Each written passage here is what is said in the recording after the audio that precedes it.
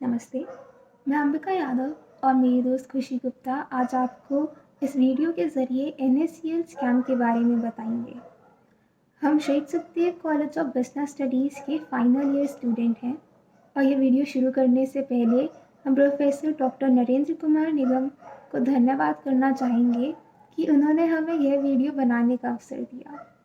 प्रधानमंत्री का जो विजन था कि देश में एक सिंगल मार्केट का निर्माण होना चाहिए for both manufactured agricultural goods, और इसी विजन को पूरा करने के लिए साल 2004 में नेशनल स्पॉट एक्सचेंज लिमिटेड का निर्माण हुआ।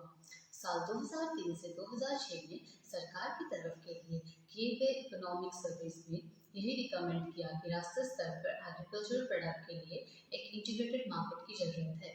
इसके बाद रंग राजन कमेटी का भी निर्माण हुआ, जिसका एम भी एक नेशनल स्पॉट मार्केट ट्रेड खड़ा करने का था। NSCL ने 2008 में अपने ऑपरेशन शुरू किए और आज ये 16 राज्यों में 50 कमोडिटीज़ की डिलीवरी पे स्पॉट ट्रेडिंग प्रदान कर रहा है।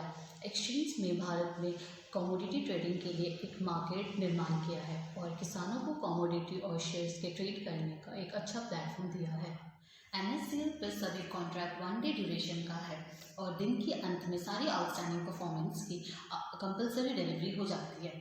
NSCL को प्रमोट दो संस्थाओं द्वारा किया गया था, पहला फाइनेंशियल टेक्नोलॉजी ग्रुप और दूसरा national agriculture cooperative marketing federation of India.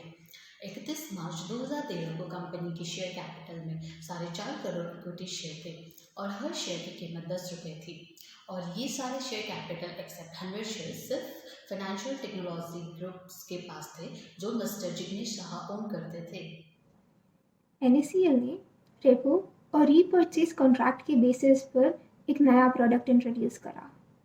Repo transactions वह ट्रांजैक्शंस होती हैं जिसमें सेलर अपने अंडरलाइंग एसेट्स स्पॉट बेसिस पर बेचता है और तभी बायर के साथ एक एग्रीमेंट में आता है कि कुछ समय के बाद एक निर्धारित कीमत पर वह वो गुड्स वापस खरीद लेगा। इसे एक एग्जाम्पल से समझते हैं। मिस्टर एक्स ने मिस्टर वाई को 1 करोड़ में गुड्स बेचे स्पॉट डिलीवरी के लिए। यह गुड्स एक्सचेंज द्वारा मेंटेन्ड एक वेयर हाउस में रखे जाएंगे। उसी समय मिस्टर एक्स और मिस्टर वाई एक एग्रीमेंट में आए कि 1 महीने बाद मिस्टर एक्स मिस्टर वाई से यही गुड्स 1 करोड़ 1 लाख रुपए में खरीद लेंगे। अब इस ट्रांजैक्शन में मिस्टर एक्स को 1 महीने के लिए 1 करोड़ रुपए उधार पर मिल गए, जिसके अगेंस्ट कोलेटरल रखा गया वह कमोडिटी जो NACL द्वारा मेंटेन वेयर हाउस में रखी गई थी, और मिस्टर वाई को 1 महीने में 1 लाख का मुनाफा हो गया। इसी तरह वह 1 साल में 12 लाख का मुनाफा कमा सकते हैं। अब कुछ कमोडिटी ट्रेडर्स ऐसे होते हैं जिन्हें ना तो कोई बैंक लोन ऑफर करता है और ना ही कोई इन्वेस्टर उधार देता है, पर एक्सचेंज के बीच में आने से इन्वेस्टर्स को डिफ़ॉल्ट का डर नहीं था और इसलिए इस मैकेनिज़्म के चलते इन्वेस्टर्स ने 25 से 36 दिन के लिए उधार देना शुरू करा, जिस पे उन्हें 15 से 16% रिटर्न मिलता था। तो अब आते हैं कि यह घोटाला इतने लंबे समय तक कैसे चला। तो इसकी शुरुआत 2 कॉन्ट्रैक्ट T+2 और T+25 से हुई। T+2 मतलब ट्रेड के 2 दिन बाद पैसा इन्वेस्टर से बोरोवर्स के पास पहुंच जाएगा और इन्वेस्टर्स को उनके पैसे के बदले एक लेटर इशू होगा जिसमें लिखा होगा कि वेयरहाउस में कितनी कमोडिटी रखी गई है। यह लेटर NACL के पास जमा वेयरहाउस रिसीट पर जारी होती थी। 25 दिन बाद बोरोवर उधार चुकाता और अपनी रिसीट वापस ले लेता, लेकिन साइकिल यहीं ख़त्म नहीं होती थी। बोरोवर 25 दिन के बाद ब्याज चुकाता और दोनों पार्टी एक नया कॉन्ट्रैक्ट करके पोजीशन को रोल ओवर कर लेते थे और यह सिलसिला महीनों चला। जुलाई 2013 में सरकार ने NACL को कोई भी नया कॉन्ट्रैक्ट जारी करने से मना कर दिया, जिसके चलते पोजीशन रोल ओवर नहीं हो पाई। उससे 1 साल पहले भी कमोडिटी मार्केट रेगुलेटर ने एक्सचेंज को चेतावनी दी थी और इन कॉन्ट्रैक्ट्स को गैर कानूनी करार कर दिया था। अब बात आती है कि 5,600 करोड़ का डिफ़ॉल्ट हुआ ही क्यों?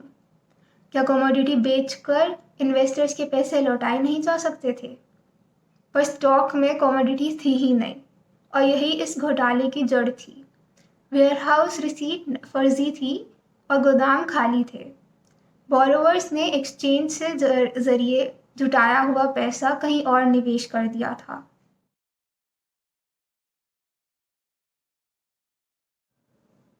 NSCL पर कमोडिटी ट्रेडिंग रुक जाने की वजह से मार्केट में पैनिक था और इसके चलते 8 अगस्त 2013 को NSCL ने एक कंप्लीट लिस्ट निकाली बायर्स और वो कितना स्टॉक होल्ड करते हैं उसकी। उसके बाद एक्सचेंज ने एक स्विस फर्म SGS फर्म को इंस्पेक्शन के लिए अपॉइंट करा। SGS ने कुछ 20 वेयरहाउस की इंस्पेक्शन करी और पता चला कि असल में वेयरहाउस ने जितना अमाउंट डिक्लेयर करा हुआ था और जितने अमाउंट के अगेंस्ट NACL से फाइनेंसिंग ली गई थी, असल में वेयरहाउस में उसका 20% भी स्टॉक नहीं था।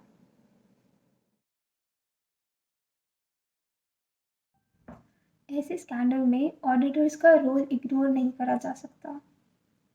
उनकी कंसेंट या उनकी इन्वॉल्वमेंट के बिना ऐसे फ्रॉड होना मुमकिन ही नहीं है। असल में स्टॉक्स की शॉर्टेज होना व कंपनी के फाइनेंशियल स्टेटमेंट्स में कुछ और अमाउंट मेंशन होना यह दर्शाता है कि ऑडिटर्स अपनी रिकन्सिलिएशन और स्टॉक टेकिंग ड्यूटीज़ सही से नहीं निभा पाए, क्योंकि सेलर को फाइनेंस उसी बेसिस पर इशू होता था जितना वह स्टॉक वेयरहाउस में डिपॉजिट करता था। इस समस्या का विशेष कारण कमोडिटी ट्रेडिंग और खास तौर से एग्रीकल्चर कमोडिटी की तरफ गवर्नमेंट की इनकोहेरेंट रेगुलेटरी अप्रोच है। कमोडिटी फ्यूचर में ओवरसाइट कमजोर है क्योंकि हमारे पास कोई इंडिपेंडेंट रेगुलेटर नहीं है और जो मौजूदा रेगुलेटर्स हैं वो केंद्र सरकार की एक अंडरस्टाफ डिपार्टमेंट की तरह काम करते हैं। FMC ऑटोनॉमी ग्रांट करने वाला बिल कई सालों से डिले हो रहा है। वर्चुअल कमोडिटी में ट्रेडिंग और भी अनसर्टेन हो गई है, जिसका कारण सरकार के लगाए अन्य बैन्स और रिवर्सल है। ये सीरियस इन्वेस्टर को मार्केट में भाग लेने से डिस्करेज करती है, जिसके लिक्विडिटी और प्राइस डिस्कवरी पर काफ़ी प्रभाव पड़ता है। ऑल्दो सरकार ने काफ़ी तरीक़ों से स्पॉट मार्केट को प्रमोट करने की कोशिश की है, पर दूसरी रिस्ट्रिक्शन की वजह से इस रिफॉर्म का फ़ायदा बस एक स्मॉल क्लास ऑफ ट्रेडर्स को हुआ है, रादर देन फार्मर्स एंटरप्रेन्योर्स जो इस रिफॉर्म के हकदार थे।